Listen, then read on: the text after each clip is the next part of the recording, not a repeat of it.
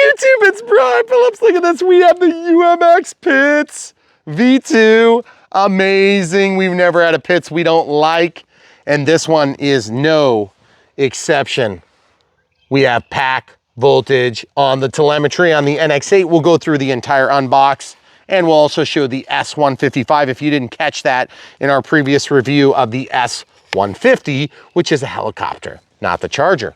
The S155 is a 55 amp single channel charger, and here we go. Throttle cuts off, elevator, rudder, ailerons. Yes, this is equipped with Safe Select. You don't even need to assign it. It's on the gear channel. I have flipped my gear channel, so AS3X, safe, okay? Throttle. That's 50% throttle there on 3S. No, excuse me, 40%. Man, that thing looks good.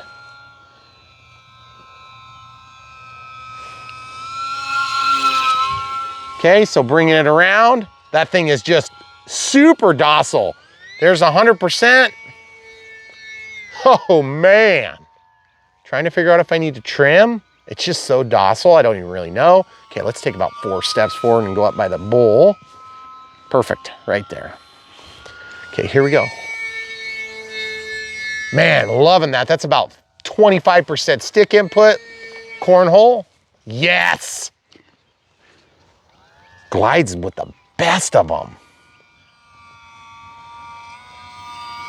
Guys, loving the way this plane handles. I didn't think it would handle this good. This thing handles way better than the 850 millimeter, which I thought was a little bit squirrely myself.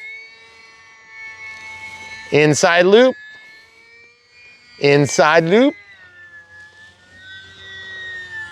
That is so cool, guys. Coming back around. Let's see if we can hammerhead. Oh, I'm sure it would if I was a better, more skilled pilot. But guys, look at that thing. Look how gorgeous it is. 30% throttle, no less. Under the sun camera crew, right? Mm-hmm. Going around the stick, which is what we hang our bug zappers on. Okay, about 60% throttle. Man, that thing just does what you want right now. Probably one of the most rock solid feeling UMX planes we've flown to date. Staying about 60%. I actually backed off the throttle in that loop to make it look nice and scale. I am kind of riding the elevator and checking for manned aircraft. Oh, he's way over there. He's probably 2 miles over. I just realized I was riding the elevator.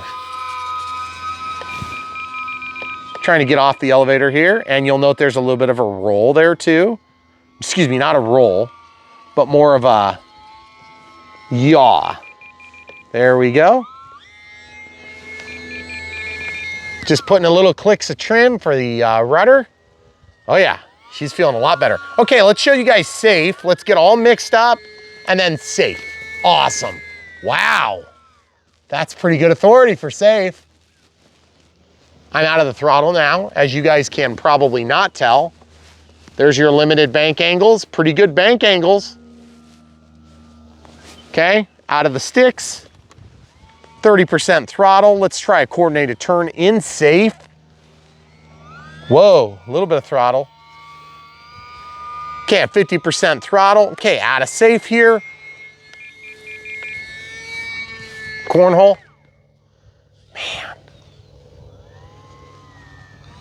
Oh, and by the way, folks, if you didn't already know, the battery connector inside of here is a JST female, which is to help to utilize the bigger packs, and that being the 3S pack. Okay, let's bring it in real close. That is so cool. Guys, I've flown a few Pitts in my little RC career, whatever you want to call it, and I've been very happy with most of them. This is no exception. Camera crew, how's it picking up? Pretty good. I think it's really Is it sunny. good down low like this? Stay out of the sun? Wow, do you hear that plane? Yeah.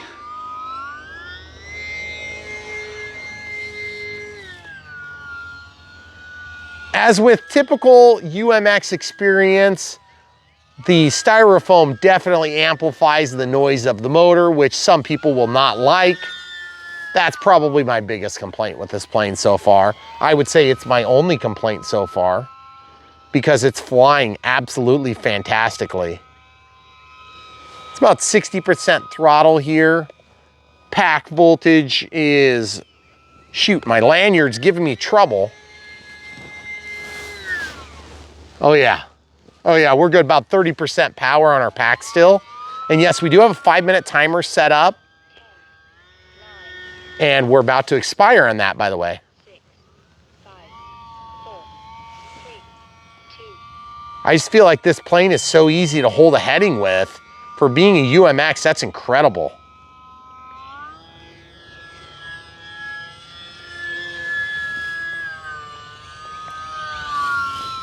Kind of the same pattern there.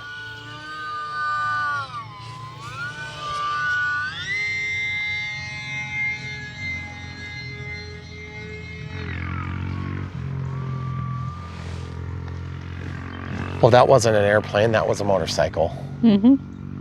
Guys, look how docile it is. It's just like that's a 15% throttle, just a nothing, just a whole bunch of nothing there. It just goes straight as an arrow. I love the way it looks. I love the way it flies. Super easy to keep under control. If you get lost with your orientation, just put it in safe and you're golden. Out of safe now. Going into the wind right now. About 30% throttle there. Woo-wee!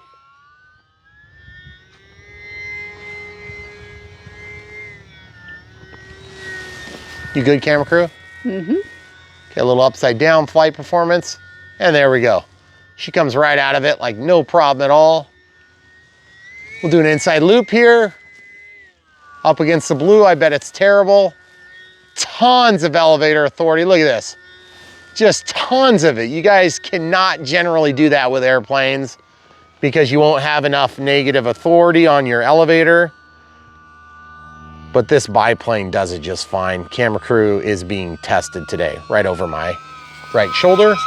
Beautiful, guys. And by the way, our 5-minute timer expired some time ago. I gotta be honest with you guys, I don't know why you would fly this on 2S, seeing how good this is done on 3S. I would highly recommend you don't. And we're still at about 33% on our ESC telemetry for voltage. Let's try a landing here.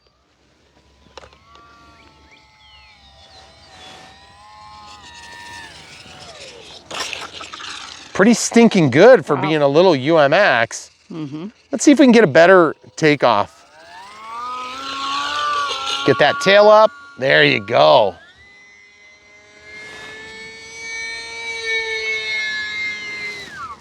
Stall turn, beautiful. Up and over, hun. Another figure 8. Actually, we might just bring it in for a final. I think we land it and try the 2S. Okay, here we go. Nice, guys. For being a UMX, I can't believe how good those landing gear have held up. Little self-induced oscillation on the roll back. Throttle cuts on. Okay, let's look at the pack telemetry. We got 11.3 volts. That is really good. And our flight time was 3 minutes and 16 past 5. So 8 minutes of flight time, no problem. You could probably go another 2 minutes, no problem. And just love the way that that thing flew, love the way that it controlled. I felt like there was a little bit of a yaw that it just didn't want to take out, not sure why. We have to adjust that a little bit, but for now, I'm very happy with it. What we're gonna do is we're gonna jump into, camera crew, if you don't mind holding this, I can see the other battery. We're just gonna grab the other 2S pack. There is a little adapter that you might need to pick up when you're ordering your plane. Don't forget to get that if you need it.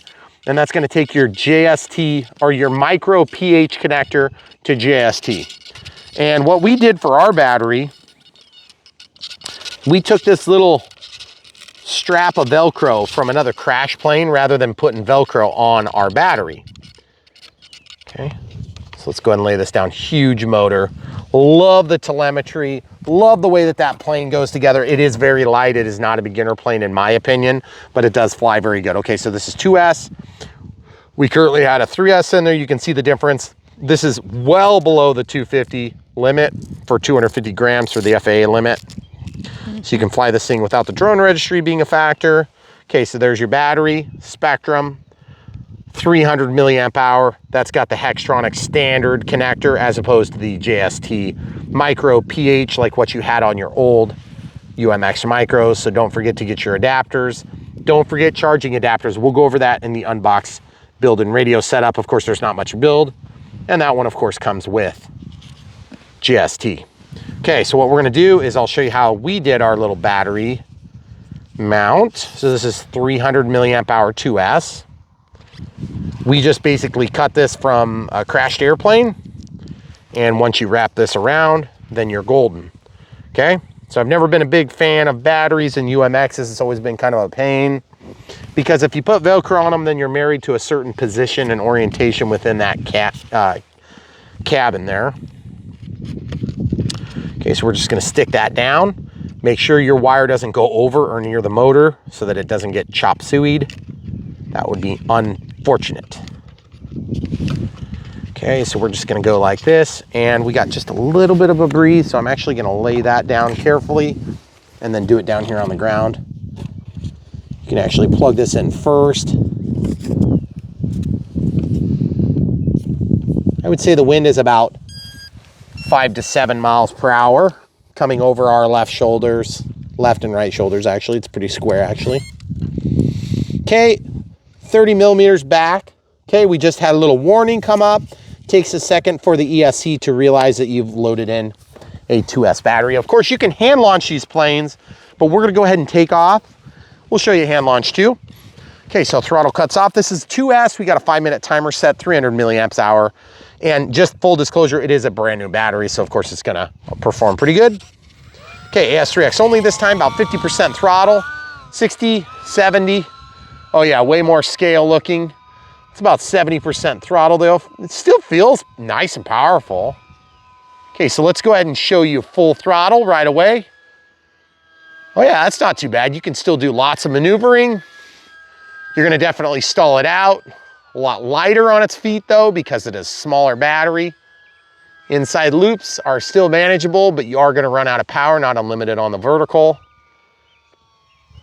I do like a little bit more precision on your throttle, but I don't like having to ride the throttle. So I would definitely come back to, if you're flying this plane like most people are gonna fly at pits, you're gonna wanna be in a 3S. So just go ahead and get the 3S.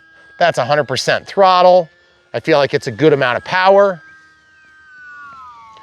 You're definitely not gonna get left high and dry, but my understanding is that most people that are gonna fly a plane like this are gonna fly it in a somewhat aerobatic method.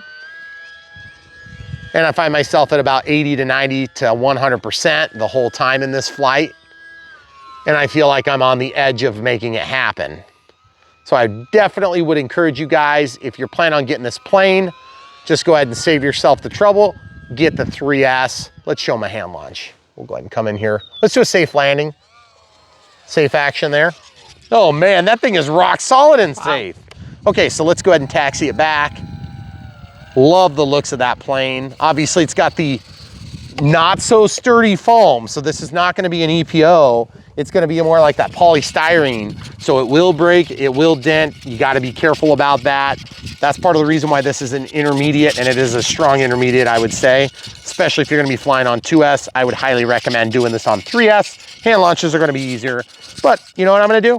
I'm gonna put it in safe because I can. Throttle, look at that, guys. Not even really looking. Okay, out of AS3X is all we're running with now, out of the safe. Flying with the wind there, a little bit crazy. Camera crew, you wanna kind of come back over by the edge there? That'd be great. Thank you, perfect. Then I can do some passes on the inside here. Guys, just love the way that this plane flies. It looks amazing. Flies even better. And to be honest with you, I think it flies better than the 850 millimeter E-flite. Partially because we set ours up with flaperons and so it was a little bit squirrely. Sorry about the sun there, camera crew.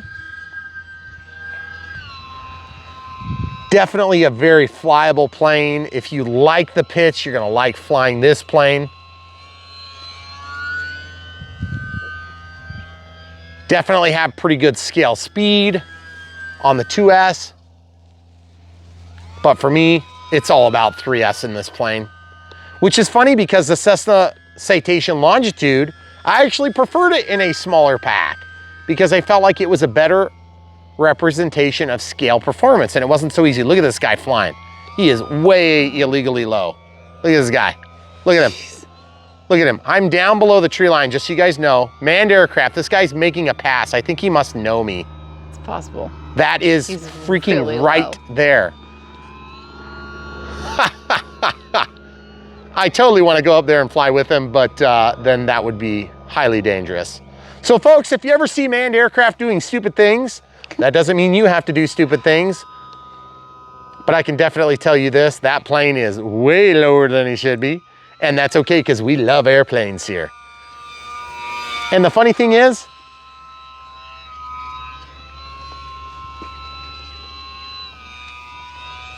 even though we're sub 250 grams, you always yield to manned aircraft. And guys, we got to get over here so we can get this in the same shot. This is so cool. Look at this guy. Right there. He is right there. What the heck is he doing? I wonder if we know this guy. I'm sure we probably do. I would hope so. Otherwise, I'm going to be a little weirded out. Did he just flash his lights, or was that a reflection I don't know. of the sun? I'm trying to. I'm watching a plane, like another plane. Okay, so guys, if you see manned aircraft, what do? Yield. Land. That's what you should do. Now, the other thing too, guys, this brings up a good point. When you see a manned aircraft, do you have the responsibility to yield? And the answer is yes. But if he's 2,000 or 3,000 feet in a different heading away, you're not causing any undue risk. And by the way, if he's flying at 5 feet above the ground, he's about to crash. I don't think he's gonna fit on this runway. But that was stinking cool. And by the way, because of our position with the building, he could pop out just about anywhere. So what I'm gonna do is I'm gonna just keep way low, as in probably about 10 feet off the ground, and we'll be totally safe. We don't have to worry about compromising any safety or security measures for manned aircraft. Obviously the manned aircraft have human lives in them, so we always take that very serious around here. And as I've prepared, actually we're gonna have a landing strip back there at some point, if all goes to plan. And the guy was pretty much finaling over the top of it at one point. I don't think that plane would land here. It's a little bit too big, a little bit too fast. Guys, on the 2S, it does really good. Did we do a hand launch yet? Yeah, you did. Okay, so thoughts about 2S, camera crew. What are your thoughts? I mean, I can see why you like it better on 3S. Oh yeah. What are you at for battery? Pack voltage. It's like not But even still, gone. yeah. We're gonna take back off so we'll talk while we, It's a little squirrely on the takeoff. I noticed that the mains don't stay true in position. It's super cute. Can it be cute? Can planes be cute? Yeah, planes can be cute. I mean, they can be cute and also have a 700 or 800 horsepower engine. I don't even know what the real one has, but I know it's humongo. I like it. I tell you what, you have to fly it a lot more. You have to actually fly it on 2S, which is kind of cool, actually. Let's cornhole it.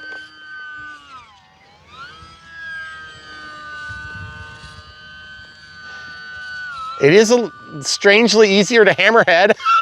I didn't think that was gonna be true. I feel like on the 3S, you just have so much juice and it gets a little bit more nose heavy no matter what you do. We're gonna go up and over this time. Up and over and then down. So guys, for those of you that are new to the hobby, we love flying. And when I say we, I mean my wife is very good to me and she loves me. But at the end of the day, here at Brian Phillips RC, we try to bring you the newest and most exciting stuff as it's released, as soon as it's released, and so you can get a good judgment of whether or not you want to spend your hard-earned RC budget on said plane. Obviously, I'm just a regular guy. I love flying. I love aviation. It's a lifestyle. And the more you get into this hobby, the more you realize how much of it is actually a lifestyle and not just like a small hobby. Because I had a neighbor once come up to me and he said, small planes lead to big planes. And I was like, whatever, dude. But he was totally right. And I kind of knew it. I knew it in my heart that he was right.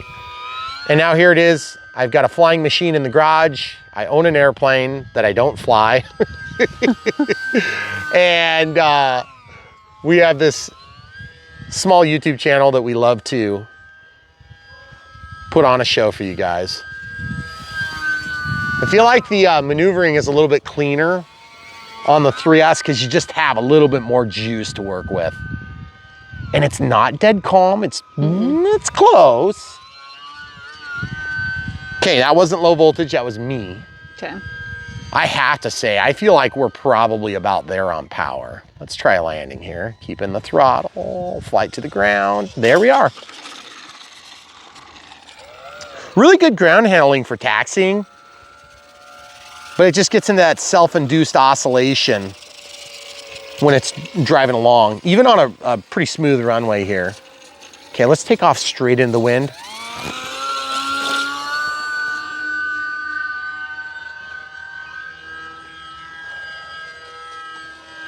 So guys, what do you think of this? Leave it in the comments below. We've been super impressed with UMX planes over the years. They are not impervious to damage by any means, but they are impervious to being boring. We love the UMX lineup. The Ultra Micro Extremes are even better now that we have the addition of the Smart Ultra, the Smart Brick, which gives you things like voltage telemetry, and you'll note that it's on a 7.2 configuration, and all you do is you plug it in and then it knows what's going on. So obviously the two different battery choices would be a 300 milliamp hour 2S or a 300 milliamp 3S. And so far you've seen them both. You can judge from the difference in those two battery sizes what you think is going to be best. I'm recommending you go with 3S. I think you're going to enjoy your experience a lot more. Now, can you use your old 3S packs that you had from previous planes? Sure, if you have a JST end. Then also, don't forget you need to plug in the JST to charge them in a smart charger if you're using a smart charger, but you don't need a smart charger. You can charge these in a dumb charger. Secondarily, if you have old 2S micro pH equipped batteries, which would have been available for the original UMX lineup in the 2S battery sizes, you can definitely use those batteries. The e-flite blue ones that are about this size, they look just like the 200s. We have these out here with us. They look just like this, except they're gonna have only the micro pH and it's gonna be about that long, okay? Those batteries will work just fine in here. But again, I'd highly recommend you step it up to a 3S. I think you're gonna be way happier with it. The 3S like this is perfect. If you don't wanna buy the Spectrum batteries, I guess I'm gonna just defer to you. I've been real happy with them. These are not smart as in no smart chip. You don't program them, you don't need the smart battery for it. Problem with it is it's too small. You can't actually fit it in there. So keep in mind, there is an adapter on this battery. That adapter is not included with this battery, but you will need it to fly this plane. Or you make an adapter like this and you just make it a common part that you leave in the plane all the time if you're gonna be flying on 2S. Again, I'm highly recommending you put 3S in this. You're gonna be way happier. That being said, I also think it can handle a bigger battery. So if you had like a 500 milliamp hour 3S, I have a really hard time seeing that thing not do well with it. But just keep in mind, the landing gear are weak. They will break, they will bend. If you put a bigger battery in it, plan on those landing gear not being happy about it. So in closing, awesome plane. We're obviously gonna go through the unbox, which is not much to it, but we're gonna also talk about the newest economy up to 4S charger from Spectrum that is a full smart charger, but only goes to 4S. So keep that in mind. We're gonna be talking about that in a few minutes if you wanna stay tuned. And obviously, as usual, thanks for watching. Don't forget to like and subscribe. If you haven't already, click the link, buy this thing for your very own. And if you do that, you'll be helping to support our channel with small financial contributions from the people we work with out there and not you. You don't pay any extra, but we get small commissions off of that. If you absolutely load this plane, we have lots of other choices. Or if you want its big brother or even bigger brother, we have links in our playlist to all those. And then brianphillipsrc.com. You can easily see what plane you're looking for. And you can follow the links to buy from there, or you can just follow the links back to the playlist so you can kind of make your decision between those different planes. So obviously we're trying to review just as much as we can. 2020 was pretty crappy for airplanes because we only got a handful of releases. And I know some of you guys are upset because there's been a lot of re-releases. I can tell you this, the re-releases were all supposed to happen basically last year. So some of the new releases that I really want to talk about, and I can't, are going to be coming as soon as we can get containers here. Unfortunately, containers have been getting caught up somewhat. So that's a good thing. And that means there's some cool things coming. So definitely stay tuned. Can't wait to bring you these things. And in the meantime, we've got lots of stuff in the can ready to upload. We've got a couple of really long videos. So stay tuned for the unbox build and radio setup. UMX pits from Horizon Hobby. This is an E-flite product. Very good. Very happy with it. Don't forget to get yourself an NX8 if you haven't already gotten one. Amazing. This is the basis for most of our builds. If you want to follow along, you'll be able to do that with the NX8. Been super happy with it. If you can't afford the NX8, don't get the NX6. Just wait. Buy the NX8 when you can, because I feel like it's a better value. You're gonna get the lanyard, you're gonna get the extra channels, and that's the way to go. It's gonna get you for a couple of years, maybe more. We have 83 planes in here currently, okay? And that's a lot of planes. So definitely thumbs up, awesome plane. Stay tuned, so much more coming. YouTube, Brian Phillips. We have a box. You may have heard through the grapevine. Horizon Hobby. Horizon Hobby had a new release. A new re-release. Oh my goodness, it's the UMX Pits S1S. Okay, so before you say, what? We thought that was already released. Yeah, it was a long time ago. They call this the skill level 2. Okay, this is a UMX Ultra Micro Extreme Pits S1S. I don't know what that stands for, but I'm sure it stands for something. This is a V2. Oh yes, look at this thing. This is my favorite build ever. That is so cool. I love UMX builds. It's slightly quicker than other builds we've done recently that may not have actually been released yet, that took maybe 100 times longer. Yes. Okay, so pits, plane I used to not care for. Then I actually got a big one, a 1.4. Then we got the 850 millimeter E-flite version. And now we've got this one. Have loved them. They have been amazing planes. We're gonna unbox this. Obviously, there's not much assembly. It does come with some Velcro, which is, you know, amazing. And one of the best parts of UMX planes is the fact that you basically have a plane that is complete and almost ready to fly.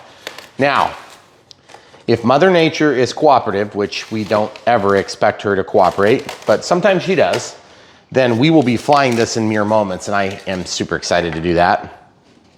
Look at this packaging. Look at this attention to detail. They've got plastic to protect. Okay, so if this is new and you guys are just unwrapping it for the first time, just remember these planes are delicate. I think that's part of the rationale behind their qualification. Wow, that is so gorgeous. Okay, so let's lay that down and feast your eyes on that, camera crew, while I pull this out and look where the instruction manual is, on the bottom and not folded.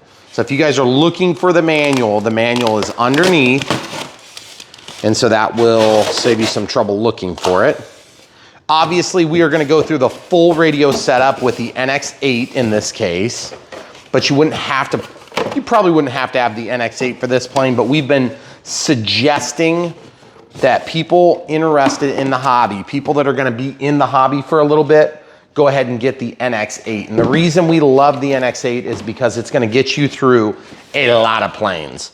Yeah. And when I say get you through, I mean, there will come a time when you'll advance even past the ranks of the NX8. But I mean, for most people doing bind-in flies and plug-in flies, you can get most of your stuff done. We've had one plane and one plane only out of all the planes we've been doing in the last, whenever we started doing the NX8. 7 years. Well, Yeah. yeah, the NX8's been. And we only lost, or so. one channel Yeah. that we needed. And it would have been for master game. So I'm gonna throw away this plastic. I left the one that's on the bottom in there. Okay, so what do we have here? Obviously we want to feast our eyes on the plane, but just wanna show you what's inside first. We got a manual. Horizon does a great job. The e-flite manuals are always some of the best in the industry, and we've seen a lot of different manuals. Okay, so it shows all the different setup, just like what you're used to seeing.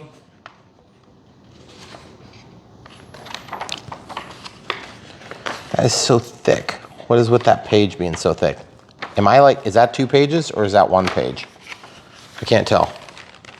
That's just But then it actually came with a sticker. Oh, I didn't know that. That thing that's a registration, that's a sticker. What the heck? I didn't realize that. Stickers? I don't think they were stickers before because I always throw them away immediately. Yeah. But that's pretty sweet. Now, the other thing we're gonna do as part of the unbox on this UMX Pits, because obviously we wanna show you all that, is we're gonna go over a new charger that we have made a brief mention of in another video when we reviewed a little helicopter, the S150 the other day. Okay, so that's just hook and loop. Okay, pretty simple stuff. And then we're gonna get to the airplane and we're gonna look at it right now because I can't wait to feast my eyes on this. First of all, this thing is dinky. Look how small it is. That is awesome. Love all the scale details. Look how sweet everything lines up. And yes, this is the type of foam that will break. So that's part of the reason why this is definitely an intermediate skill level. 2 linear long throw servos, top and bottom ailerons, big elevator, big rudder, very beautiful scale landing gear, big wheel pants, but it feels like they're gonna spin good. UMXs are one of the few small planes that we have flown that actually have solid landing gear. And when I say solid, I mean they're still UMX planes. Okay, so how does this work? That pulls off into the front. And then what's this? Why is there a JST connection in here? What the heck is that all about?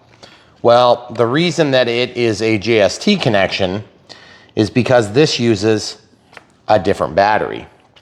And look at that motor. That is so cool.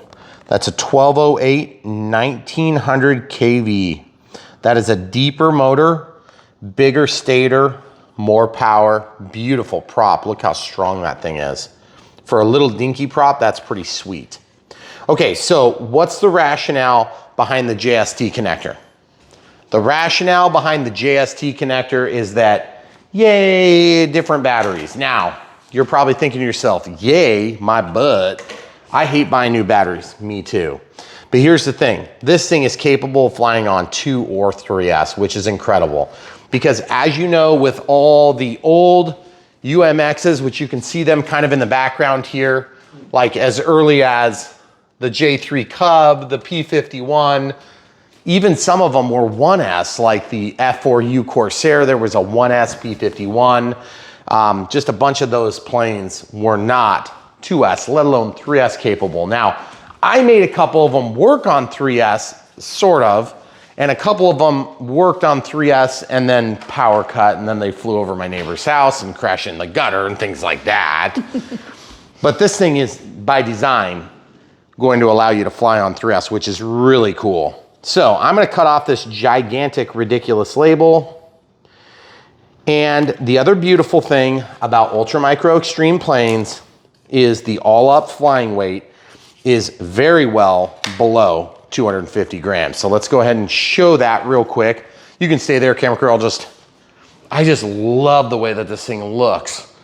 I didn't know if this thing was gonna have good finish on it or not. It's painted details, which is surprisingly good. Historically, the UMX planes have been white with touch-ups or decals, and I love that this is painted because that means it's gonna be a solid color and it's not gonna come off of there real easy. Plus you save a lot on weight. Okay, so obviously 250 grams is the weight limit. Now this is without battery, and we're not even hardly over 100 grams, folks. That means that the battery, even in the box, 38, battery in the box on 3S, 49. Okay, so you're talking about 150 grams. You got 100 grams to spare. That is amazing. Can't wait to see this thing fly. So let's go ahead and dig right into the batteries. I don't want to waste too much more time on the looks of this because it is just absolutely gorgeous. I just got to show you the canopy there. The canopy, the pilot, love the way the pilot looks. I like the scale size of the pilot. I get real picky about pilots. Sometimes we get big you know, what was the anti-Pinocchio that was the SR22T, which by the way, we have a new SR22T and I think they replaced the pilot, thank God. Because in the blue SR22T, I did not like the pilot. So we have a new one, so hopefully we'll be reviewing that soon too, folks. But this is what we're gonna do today. We got the 300 3S and then the 300 milliamp hour 2S, both 30C, both smart. So we're gonna see what happens when they say smart, what that actually means. Now, I don't know if JST is just like the new wave, but I would be okay with it because everybody hated the micro pH connectors. The micro pH connectors are the weird ones that worked in the UMX planes previously. And they just were always a real pain in the neck. And look at that, we've got a regular Hextronics. Why do we have a green wire? That's very strange. And then JST, thank God they finally made that change. Everybody should be breathing a sigh of relief because those micro pH connectors sucked. And there was always weird adapters. Now that being said, we know that a lot of you guys have the 2S and 3. This is 3S, that's so small for a 3S. That's pretty cool. Okay, let's just show the people the all up weight on the battery itself. Okay, so obviously we're gonna lay that down. Now, why does it matter that it is a JST connector? Because that means that, ironically enough, now that we have all these wonderful smart chargers that we've been adopting, you can actually plug in and charge with just any regular dumb charger. That being said, look at this. This is the S155, which stands for one channel at 55 watts. This does up to 4 channels, or not 4 channels, it does up to 4 cells. Okay, so obviously it's gonna handle this. So we'll just unbox this one here for you. We actually have one of these. We got this with the helicopter. It is a great charger. Finally, an economy level smart charger that's gonna actually get most of you guys in the door. Now, here's the big catch, and I'm just gonna tell you this right now. You're not gonna like to hear this. You're gonna be like, but Brian, you know, you're in a different situation. True. This is the S155. This is the S2200. When you ask me what to buy, I'm gonna still point you toward this. You know why? Because as much as I love this, look at the batteries that are laying out, okay? Can't charge any of these, okay? You can charge all of these. That's a big deal. If you're flying 6S jets, this is not for you. This is not for you. This is for people that are 4S and below. And the reason being is that this thing is not going to allow you to charge 6S packs, which is a real bummer because I wish I could charge 6S. But when you first started flying, I didn't have 6S for a long time, Yeah. but you got to remember 6S was not a thing. It was just coming into popularity. Okay. Okay, now there was some people that were flying 6S jets when I first started. That's true. But the thing is, we weren't. Okay, so I just want you guys to see how nice this is. I love this charger. I love the size. I love that it's got a simple connector in the back. I wish there was a power switch. And I love that they've got the EC5 and the EC3. That's huge for me. And then USB micro, okay? Not USB-C. They use USB-C on the 2200, okay? Also, be weary of model numbers. If you are following our links, be careful. This S2200, that's pretty straightforward, but then the S1200 has a big brother that's an S1400, and guess what? Then there's another S1200. This is the S1200 too. S1200, S1200. That was a fail on Spectrum. You don't have the same thing, that's same model number on two different products. Yeah. But keep in mind and bear in mind, we will help you distinguish between the two, but just always double check when you follow the links that you're getting what you think you're gonna get. Part of the reason that I suggest the dual channel S2200 is because if you look at this, this is a great entry level because this thing is like around 50, 60 bucks. It's gonna get you through a lot of planes, okay? So definitely worth the interim investment. And we're always trying to help you guys stretch your RC dollars as far as you need to stretch them. But here's the thing. We understand that not everybody is gonna fly on 6S. If you're flying this plane, you can charge your batteries with this charger. Now, I wanna show you how this is gonna work. Where do you plug that in? That doesn't work very good.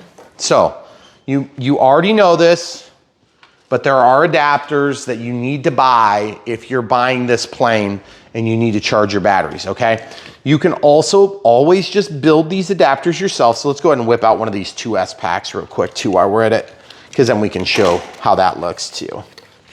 Okay, so very, very good packaging. We've never had an issue with packaging on Spectrum stuff. In fact, Spectrum stuff has always been kind of like a second to none. Like we don't find a lot of stuff that's better than Spectrum. And I know some of you guys are gonna be like, oh man, I love this brand or that brand. And that's fine. I'm not trying to take anything away from anything else, but I am saying this. We've had very good luck with Spectrum electronics. We've had good luck with Spectrum batteries. It is the premium line for Horizon, okay? So the e-flite brand is good, but not in the batteries, in my opinion. This is where it's at. Now look at that. No JST connector, and guess what we've got here? Micro pH. Look, micro pH. Hextronics, 3S, micro pH, 2S. Look at the difference in connectors. Okay? Is that gonna stick into the balance lead? No, because it's the wrong type of connector. Is this gonna balance in? Yep, and watch this, it'll turn on. Sometimes it turns on. So the reason that we show you this is because we don't want you to get a plane and not be able to charge your batteries. This is an adapter that's gonna allow you to plug in your JST connector to a micro pH 2S pack. This is important, and note how long the lead is. Okay? So I bring this to your attention because I know that you guys know what I'm concerned about, and that is in some of the old UMX planes, a long lead like this could be a huge improvement, but it might also be a deal breaker because you can't fit them in, okay? So keep that all in mind. Here's the adapter for the 2S, okay? So this is the adapter. We'll link to all this stuff, so you don't even need to worry about the part numbers.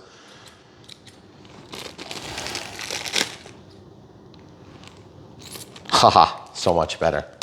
Sorry, we had to clean my scissors. So we'll link to these things so you don't have to wonder what the part number is. But basically what you have here is a JST pH adapter that takes you to, JST to micro pH. And then of course that takes you to your 2S pack, okay? So actually, okay, so we kind of forgot this thing in the box. This is the AC cable. Now somebody asked in a video recently about a charger and if it comes with the AC adapter or not. This one definitely comes with the cable in our case, and so that's another reason why I really like this solution, because some chargers, believe it or not, are not actually coming with AC plugs, and I think usually it's because the global plugs are, I don't know, like hard to come by right now or something. So this has, you know, your standard American non-grounded 2-prong plug, and then this, okay? This has warnings about something about, oh, whoops. It fell in the trash. I don't know what happened. Shoot. So strange. So I'm gonna plug this into our island plug here. And then we'll show you how this fires up. Okay, so right here, real simple ambidextrous plug. Whoops. It did that on the last one too. So no battery connected. Oh yeah, beautiful. Okay, so I like this display because it's small, but it's bright and it's very easy to read. Okay, there's up and down buttons, back button, forward button. Okay, so if you were to go to charge this, like obviously you can't charge it, but you can use this in the airplane, okay, like that. This is also going to work with your old 2S micro pH connector batteries, okay? So then how do you charge this? Real simple, you plug this in here. Okay, it shows your charge on your cells. And then, this doesn't work. So you have to have another adapter, which we have from other videos. But then this is another way you can do it too. See this? This is so you can charge right here.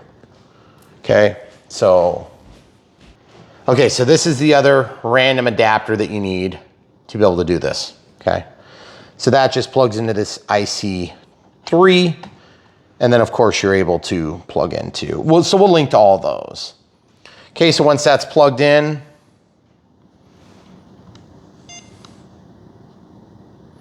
okay, so you wanna set it, probably 5 amps is a little bit too high, since this is a 300 milliamp hour, so if you wanna charge at 1C, then you'd be charging at 0.3 amps. You wanna charge it to a level of 4.2 and then start. They're kind of like a squishy button, really easy to use. Okay, so there you have it. So that's charging one 3S pack. Now, if you've got the old style micro pH only connector, Horizon's finally got this offering because we had to build one before. Hextronics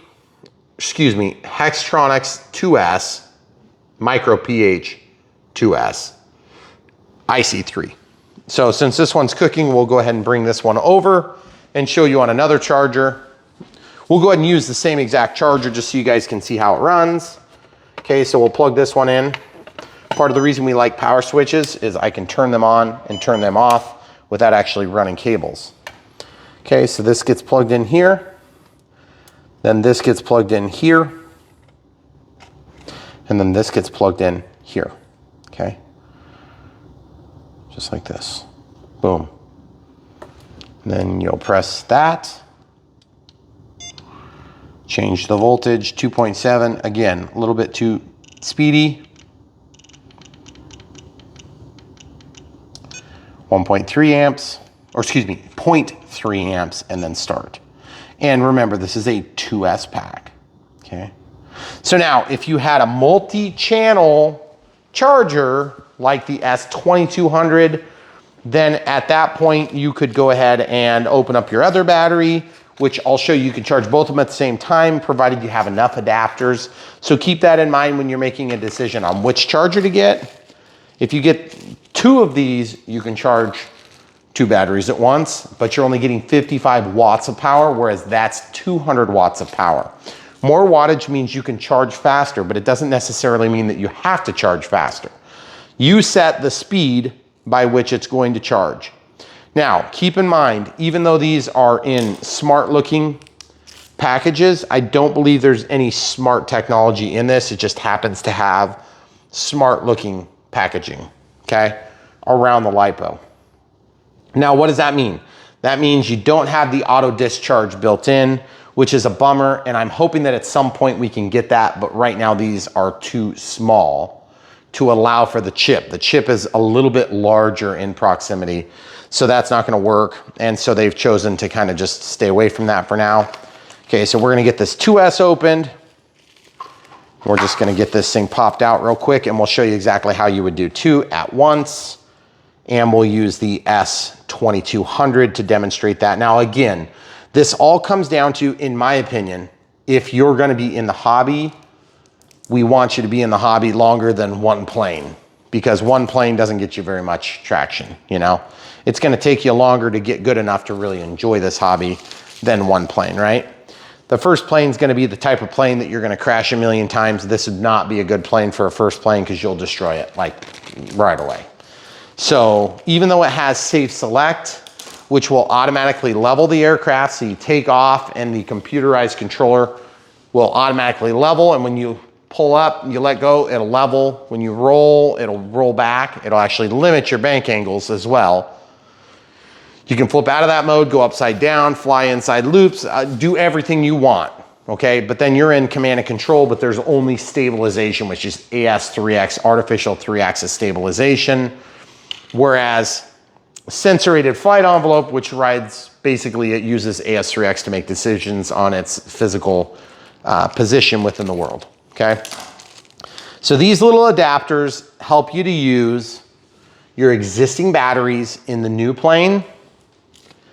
And then this adapter helps you to use your charger to charge your old batteries, okay? So what we're gonna do is we'll go ahead and run this over, and then we just happen to have those other IC3 to JST adapters. Okay, so we'll turn this one on. Full disclosure, we have loved this battery charger, but my screen popped down. So I don't really care that much. It still does everything perfectly fine. It's just I gotta open the thing up and fix it. And that's, you wanna talk about wear and tear, guys. We use these chargers to death. So, I mean, we're like always charging, like pretty much all the time. Okay, I would say this thing is charging most days at least one cycle, okay? So you'll note it's got a bigger display. Press and hold. Obviously 2.2 is not gonna be the appropriate speed. You wanna get that down to a more appropriate speed. And you can actually charge at faster than 1C. According to this, it says, what does it say? I don't know how fast you can charge them. So I'm just gonna do it at 1C and err on the safe side. But you'll note that I didn't have to pick what size that is. It just knows it, which is pretty cool. Now, JST adapter. Where's another JST adapter? Do we have another JST adapter in here, camera crew? Yes, we do. Guys, if your drawer looks something like this, you're probably fanatic like me. Okay, so regular IC3, regular JST. Again, you can build these adapters. You don't have to buy them, but you know, if you're getting into the hobby still and you're still kind of equipping yourself, might be nice to just buy the thing when you're ordering the plane. The adapters are pretty reasonable. Okay, so then obviously 2.2 is not appropriate. We need to slow it down to like 0.3 and then go to start. And you're like, Brian, how do you know what size or how fast to charge at? You charge it, 1C would be 0.3 amps. So 300 milliamps. That's 300 milliamps. So you see that? So that's channel 2. So as you can see, that's channel 2 right here. And then channel 1 is over here. So all you have to do is press this button and you can see. But then like on this one, you've got that little dinky display. So just, it's, you know, different value equation. My theory on chargers is get the minimum number of chargers that are gonna do the maximum number of tasks. The reason we have so many of these is because we work with Horizon on these planes. I would never keep this many chargers myself, except that we like to be able to show you guys the side-by-side comparisons. And yes, I do actually use this little USB adapter to charge my transmitter, because my transmitter, you charge them on a USB plug now. They used to charge on drum connectors like you would get with whatever the transmitter happened to be. My DX18, for instance, DX6, DX9. We've had a variety of chargers over the years. So next up, we're gonna let these things go ahead and run. You can see this one's at 63%. My understanding on these packs from previous experience is that you can charge them at generally 1, 2, or 3C, and you'll be able to do that safely, which puts you about an amp, okay?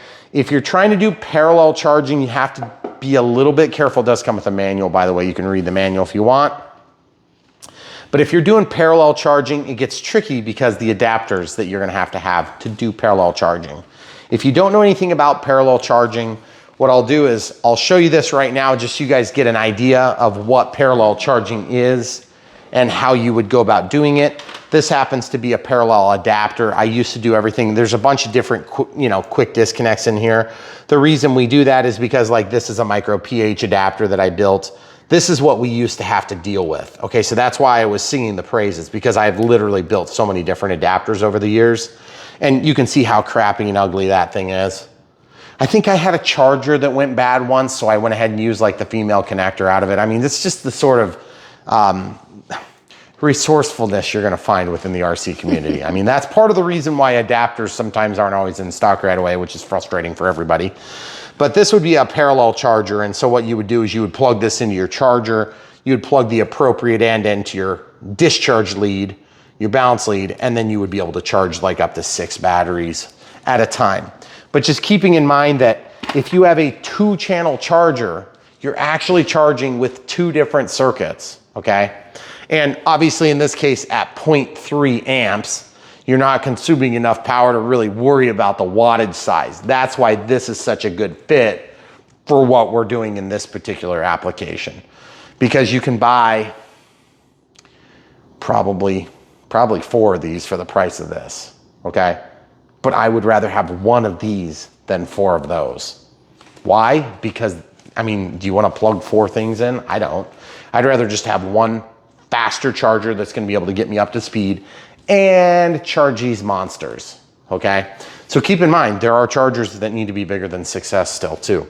So if you guys have a huge charger that's going up even bigger, you may just get the small one so you can use it for small applications. Also keep in mind, it's only AC. There's no DC input. So if you need DC input, then you're gonna be stuck going with one of these older styles where you've got a DC input. And yes, you can actually plug a battery in and charge from the battery, okay? You'll note that this is probably one of the most highest speed chargers, but I almost never use that one because I don't need it to be that speedy. And I have charged over 10 amps on a few of these smaller batteries and never had a problem. In fact, I think I've done 20 amps on one of them just to see what would happen. And it had no problems. It didn't catch on fire, didn't blow up, nobody died. I'm not recommending you guys copy that, by the way. I'm just saying we try to occasionally push the limits on some stuff just so you can see how it'll work or if it's gonna destroy the pack. So anyway, without further ado, we're gonna do radio setup. Obviously, we delve into the chargers because new chargers are always kind of a tough, sticky spot for people because if you're new to the hobby, you don't wanna spend 60, 70, 80 bucks and then immediately turn around and have to spend 250 bucks or 300 bucks on a higher quality charger. I know what it's like. I mean, 60 bucks is pretty manageable within this hobby, but the thing is when you're doing that and then 3 days later you find out you need to buy a more expensive charger to get by, you're gonna be pretty annoyed. So anyway, that's what we're here for. We're trying to help you guys find and strike the balance between where you are and where you need to be, which is the next thing we're gonna do, which is talking about radio setup on this beautiful little bird. So what we're gonna do is we're gonna grab the NX8. We're gonna grab this cool sticker. I love that sticker. That's pretty cool. Okay, so we'll put that somewhere at some point. So obviously we've already proven the weight, so we'll get this stuff picked up and come right back with the radio setup. All right, so we're gonna use this manual to help us set up the NX8. Now, just full disclosure, you should be able to download bind and fight profiles, okay? I never do that. Why do we not do that? Because we wanna teach you how to use this, one of your most expensive pieces of equipment that you bought for the hobby and to facilitate the hobby. Because when you're done doing this plane, you may wanna do a plane like that that's a plug and fly, almost an ARF plus. You may wanna do a plug and fly after you have a crash and you tragically need to replace the entire airframe around your receiver, okay? This does happen. And we're realists here on this channel. I crash stuff all the time and we also show how to fix stuff as best we can because sometimes it's better to just play around and fix the thing than it is to actually get replacement parts. It just kind of depends on your taste though. So camera crew and I are gonna work through this.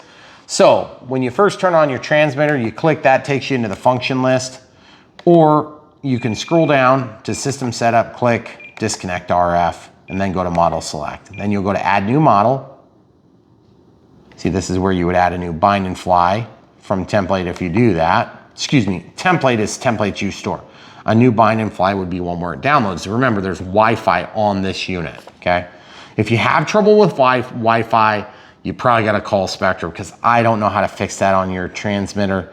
I've had mine stall out after a firmware update once and I just basically ran it again and it was fine. So anyway, I don't depend on it that much. I only update firmware is really the only thing I do on Wi-Fi. Okay, so add new model. We're gonna create an acro. Takes a second. You'll note that it just looks like it's stalled out, but it hasn't. Okay, good. Then model select. Same thing. You can see it's number 83. It's our acro. You don't have to actually go in there. Model type. This is where you would change it back. If you change it here, you're gonna reset everything. Okay, so just remember that. Model name, of course, this is where you would scroll in the name. I use a legacy keyboard because I prefer it. The new one has like a full QWERTY keyboard laid out, but I don't like the way it navigates. So, all right, so this is a UMX PITS S1S. Okay, so we'll go ahead and click and scroll that in and come right back when we're done. Okay, so we got the name typed in. So we'll just hit back. Aircraft type is normal and normal. Now, how do I know that? Because on page 4, this is normally where they would have like this huge diagram. There isn't any, okay? So all standard programming with a blank acro, do a model reset, then name the model. Okay, reversing, all normal. They have reversing? Oh, a reversing of the servos. I do not know if this has a smart ESC or not. Expo 10% on aileron, elevator and rudder, servo travel 100% timer 5 minutes, throttle cut to -100. So dual rates would be 170. So we'll look at what we do, our normal standard conventional setup. And then it looks like they're having us sticks down and in, plus assign a safe select switch by going up and down with the switch 5 times, which is 1, 2, 3, 4, 5, 6, 7, 8, 9, 10, okay? So 5 full sequences, so like 1, 2, okay? So it's confusing otherwise. All right, so yeah, this is super simple. Okay, well, I guess in that case, the next step that we need to work through is, I wanna change this picture. Oh yeah, there we go. We don't need to set up flight modes, obviously.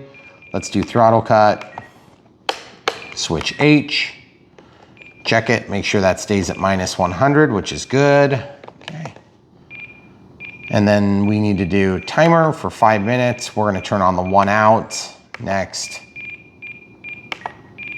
Okay, 1 minute, I want nothing, I want nothing. I want voice so we can hear the countdown, and then I want tone and vibration for the expiration.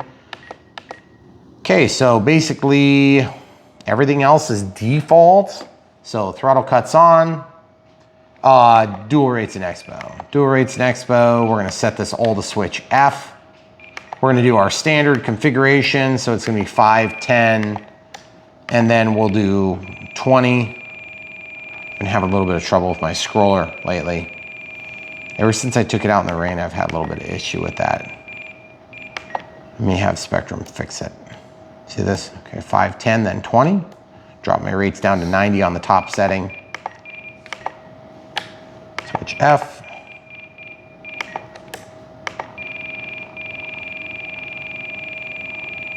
You can hit clear and go back too. So then 20.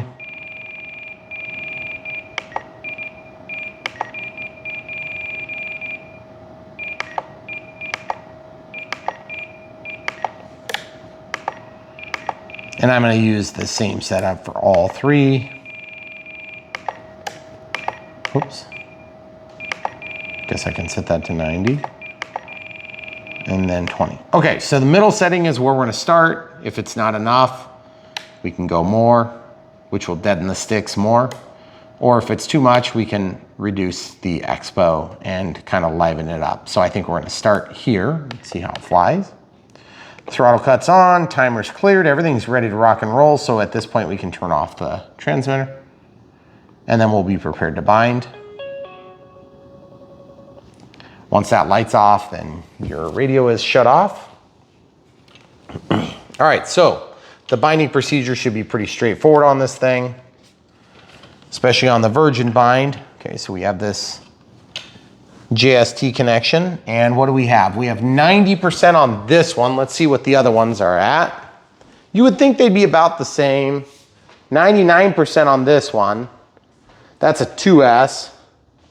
Looks like we're 77% on that and 75% on this. So this one's gonna be our first done. Oh, there it is, just got done. Okay, cool, so we can unplug that and we'll go ahead and bring this over. We can use the 2S for setup. Now, let's talk about how we're gonna hold these batteries, because we have an obvious problem that we're about to run into, and that is, I'm not a big fan of Velcro, as you guys know. I wasn't a big fan of Velcro years ago when I was doing these UMXs. It's been a while since we've had a UMX. And I want to say something about UMXs that I can't say because I'm not allowed to say it yet. But I can just say that good things are coming. I think I can say that. That should be allowed. But anyway, it's going to be a good year. COVID backed everything up. So what I was thinking is, if I had a loop, the loop could hold on to this, and then the Velcro could be, you know, in and out each time, and then the loop would use one or the other. So I was thinking almost like if I had Velcro on this, then the Velcro could strap around this, and then I could lay it on the Velcro. So why don't we see if we can come up with a cool solution for that real quick? Because really this is the Unbox build radio setup, which I'm sure there'll be some people that try to correct us on that. We understand we're not building anything. We're not trying to mislead. We promise. We're not trying to trick anybody here. We don't want to insult people's intelligence either. Like, we're obviously not building this plane. We built a lot on that plane, and it still was not a build. Okay, so what we're gonna do is we're gonna take, this is just Velcro that came in planes that I didn't use from time to time. In fact, I have some UMX Velcro in here. See this? Got some. But what I was hoping to do was just find a Velcro strap that I could more or less put so that each time I put this battery in, I just don't know if I have the male and female counterparts to do this with. I don't know if that's gonna be long enough. But you guys kind of get the idea. I hope you're getting the idea of what I want to do. I want to basically have some Velcro or a strap that's going to go around this. So I don't think I have it in this bag. You had a strap from something recently that we saved. I know, and I think I know where it is. So we'll pause and go find it. Okay, so I found, this came out of a crashed plane. And so I was thinking that I might use that as a potential solution for what we're trying to accomplish here, which is to have a quicker. And by the way, I wanted to wait. This is a perfect opportunity. You see here how it's beeping? It's gonna keep beeping. It's really annoying. So what you're gonna wanna do is press and hold the play button. That stops it. Then press and hold it. Task. Alright, settings, system settings. Backlight, volume high, completion repeat, put it to single, then you're ready to go. Then when it goes off the next time, it'll only go off one time. Okay, so I'm glad that opportunity came up. It was just perfect timing. Your wife will thank you. Yeah, because it's really annoying when that thing beeps. It'll beep forever. Yeah. And honestly, you should be charging while you're in the room, you know, in case something goes wrong, you can deal with it. Do it on a hard surface. Okay, so this is, you know, just a conventional strap. It's just Velcro on both sides. Okay, so I don't know if that's already gonna stick, which it looks like it kind of does already. So that's pretty good. So what I'm gonna do is I'm gonna see, so this is a 2S, and then we have a 3S here that's done. So we'll undo this. It's conveniently stuck to my shirt, so I don't have to worry about losing it. And what I'm gonna do is I'm gonna take the bigger of the two. The 3S is obviously a little bit wider. We're just gonna feed this through. Again, not rocket science here, but we try to give you guys the complete picture of what we did for our flight, and The wind is just kind of difficult today. It is a lot less windy. Look at that. It is. That thing is not spinning up there. Show them the wind generator, which is also just not a wind generator. The fan. See, that thing was spinning like crazy even just as soon as when I got home from work today. Okay, so look at this, guys. So I'm just basically able to pull this tight. Okay, and so now that tells me how big it needs to be. Now, I don't want to carry around all this dead weight because that is kind of a lot of dead weight for this size of plane. You have to kind of get rid of stuff like that. If it's going to fit the bigger pack, it's going to fit the smaller pack. Now, I hope I don't kick myself for doing this, but I'm going to go ahead and just trim that. Okay, and we'll just keep that for another project because. Did that hurt your soul? To cut it off? Yeah. Maybe a little. But the thing is, I haven't thrown it away, so I'm still good. Okay. Still good. Okay, so we've got two different battery choices, both of which have the JST plug now. So really, the radio setup on this should be a breeze. But let's just see if we can get this thing. You see, I want a flat spot where I'm gonna lay this. So I actually need to probably cut even more.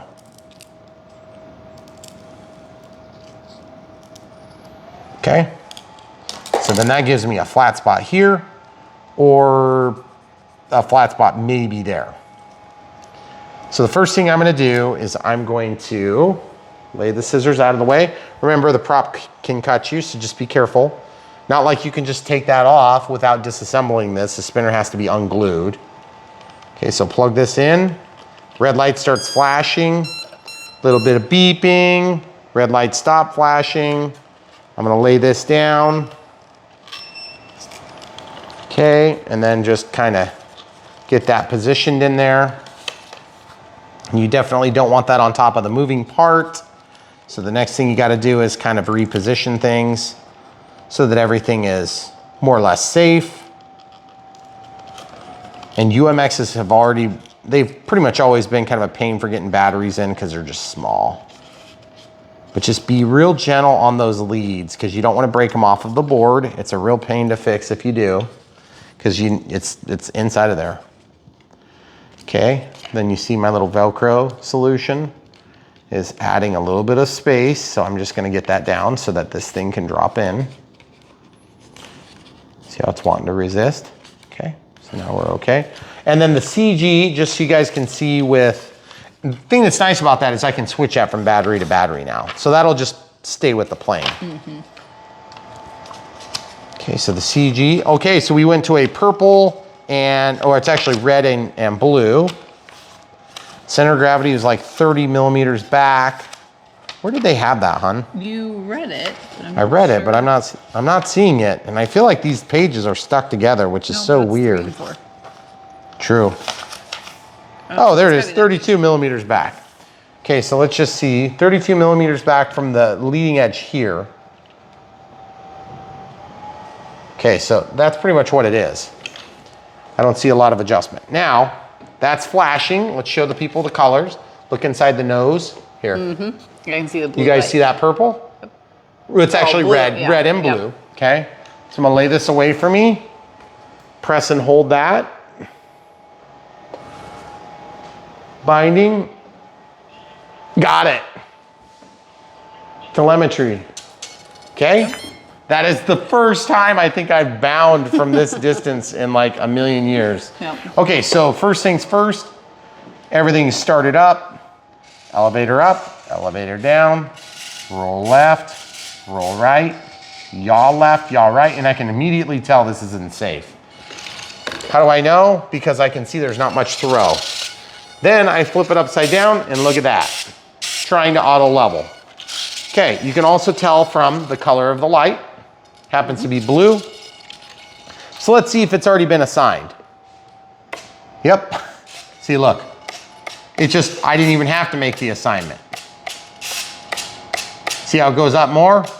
So I want that to be the other way so that it's out of safe.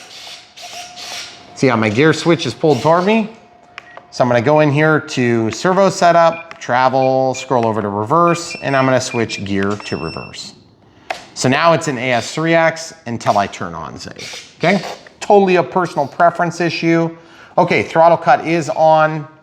Obviously our 1 out timer is working, so everything has been tested. This plane is ready to fly, and we spent probably 3 times as long as we needed to because of the charger and because of the adapters, okay? Necessary evils in the world of UMX. And I hate to tell you that you're gonna need adapters, but I would rather be telling you that now than you finding that out after you spent a couple $100 on a plane that you can't now fly. So don't forget adapters unless you have a soldering iron and you don't mind redoing connectors. Now, for those of you that really hate buying adapters, just so you know, there's nothing magical about this. Negative, positive, positive, okay? Positive, negative, positive, negative. These are 2 cells in series. The black is the negative most lead. The orange is the positive most lead. Same is true with your 3S, except, you know, just go the other direction. So you've got 1 additional cell. All right, so everything is ready to fly. I've already verified the direction. Roll left, roll right, up, down, yaw left, yaw right. I am super excited to see this. Now, if you happen to have a control surface that's out of alignment, like let's say that your rudder is not lined up, then you just take and squeeze that thing with forceps or with a pair of pliers or your fingers. Same thing on the elevator. Same thing on the ailerons, except those are down here. And you'll note that we're currently in safe. I'm gonna take it out of safe. Same thing here, right there and right there. That's how you make those adjustments. Super easy, but please be careful. They are small and you can break them and you will break them. So be careful. All right, 2S, 3S, can't wait to see this thing fly. If you guys wanna help support our channel financially, because we get commissions from the companies that are selling these beautiful little planes, obviously we want you to buy the planes because we love planes. But if you hate this thing, we're not trying to talk you into buying something you hate. We just want you to buy something you love. And what's not to love about an amazing Pitts, to be perfectly frank? It didn't take 25 hours to build this, which is also a definite plus.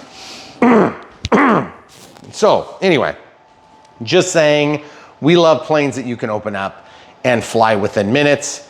Not everybody is in that boat. Not everybody wants a plane that doesn't take some effort.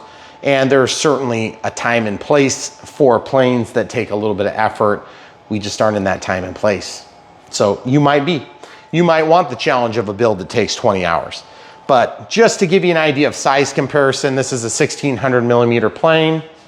Over here we've got the RV7, that's an 1100 millimeter size. Big difference in size class. Just to give you an idea, Cessna Longitude, another UMX. Technically this plane is hardly a UMX, it's just right on the edge, okay? Just to give you an idea, and you'll note that there's another one up there because this is one of my favorite little UMXs. I love commercial airliners. Horizon, where is our commercial airliner? This is my friendly reminder that people want one and they want one bad. So please release it ASAP. Anyway, that's all you get for today. Help support us. Buy the stuff from the links in the video description below. If you can't, or you won't, or you don't want to, or whatever the rationale is, maybe you're in Europe and it's really expensive to buy this particular item. We understand that. If you still want to support us financially, we have PayPal and Patreon. By the way, if you're doing PayPal, we had this happen this last month. I'm pretty sure the person that made the gift didn't realize it. But if you do it as a friends and family, then it doesn't cost you anything. If you do it as goods or services, then you pay a pretty hefty fee. What was that fee? It was like $1. It was like a $15 gift, which is super nice. But I'm sure the guy probably didn't mean to. So if you're watching and you know who you are, we don't mean to embarrass you, so we're not gonna mention names unless you guys ask. We try not to do that. But at the end of the day, we really appreciate those gifts. It really brightens our day. And it's not like, you know, we're making a living off of these small gifts, but the thing is the small gifts do really brighten our spirits. Yep. So thank you guys. That's really cool of you. We put a lot of effort into this channel. Obviously this plane was a little bit easier than some other ones that we've done in recent history. And we really like it that way because we don't have to tie up an entire week of our lives on it. But But at the end of the day, we are here to serve you guys in the RC community. We try to bring you the best, and we try to obviously work with the vendors, manufacturers, distributors, whoever's gonna work with us. And the people that work with us know we are gonna be honest to you because we answer to you, the RC enthusiast in the world that's just like us, and not to them, even though we work with them. So obviously we wanna get commissions for selling these things, but at the end of the day, like, what's the good in it if nobody likes the planes? If there's lots of problems and we don't bring them to your attention, then what good are we? We're really pretty useless then. So at this point, we understand that. You guys obviously understand, especially our longtime supporters. Thanks for being around. If you haven't already subscribed, please subscribe. Don't forget to like the videos. We do long format because you asked for it, but then YouTube punishes us. So please unpunish us with a like. It really does help to offset some of the negative attributes that we get from the algorithm because we do long format since you've asked for it. That being said, the NX8 has been good. You may have noticed our scrolly wheel issue. Not real sure if I'm gonna send it in and get that repaired or if they're gonna send out a replacement part or what. I would like to probably fix it, but I did historically on my DX18, I've gotten the scroll wheel wet, never had that same symptom. Not to the same degree where you scroll and it skips forward or it skips back. Kind of annoying, not real thrilled about it, but at the same time, I'm sure Spectrum will take care of you if you have some weird situation come up. Reach out to them, figure out what the best remedy is. They're very good about getting people up and running because they understand how important these are. Side note, because I have dropped and broken my A switch, like broke, that was a terrible night. I sacrificed a DXS to replace that because I found a switch in there and made it work, no problem. But I found that when you're done extracting your stuff to your micro SD card, there is another SD card inside. Be careful to back up your stuff if you ever find yourself sending this to Spectrum. If this thing gets run over by a semi truck, they're not necessarily going to be able to replicate your models. And you may have a ton of them in there. And some of them are gonna be a little bit more complicated than this one to build. Right. So just keep that in mind. When you got 83 of them, you have to rebind, it's gonna be a bad day. This is gonna take a long time. So anyway, just a couple of thoughts from us to you. Obviously, thanks from Megan, the camera crew, my wonderful wife, for helping me film these things. She is the best in the industry. And these things, make no mistake, are hard to film. Plus she has to live with me. Yeah, most of that. Stay tuned. So much more to come. Okay, so guys, we forgot to mention one huge thing. There is pack voltage telemetry, which is awesome. Thank you, Horizon. I failed to mention that, but we've had that ever since the years of the Cessna Longitude with the new upgraded receivers. The smart micro receiver brick does have pack as well as receiver telemetry voltage, which is really nice. So don't forget that we do have that on both 3S and 2S, which is really nice because it is almost impossible to put a voltage alarm in there. And yes, there are planes I'm thinking of. The Aero Commander specifically, we always had to fight to get a voltage alarm in there. And we kind of use that to get the CG worked out, ironically. But anyway, a little bit of inside baseball. As you guys know, we always film the flights and then we put that at the beginning of the video. Well, we never see them fly when we're doing our Unbox build radio setup, so we have to just make some general assumptions about how this airplane's gonna do, but we were just getting ready to go outside and I forgot to mention that. So anyway, hopefully that makes your day if you haven't already been sold on this thing. And to be honest, we have loved every pits we've done. We've never had a pits that we didn't like. So don't be surprised if we end up loving this one too. It looks absolutely fantastic. It's every bit as beautiful as the 1.4 meter FMS that we've done, which by the way, you can buy that from Horizon Hobby. There's links in the video description below. And don't forget to check out brianphillipsrc.com. Very easy to remember, exactly the same name. And you can go there and find everything laid out in a nice, decent spread. Camera crew, Megan, my wonderful wife, has been working on that for a long time. I was gonna say, it's not all and there, it's still not done. We're working on it.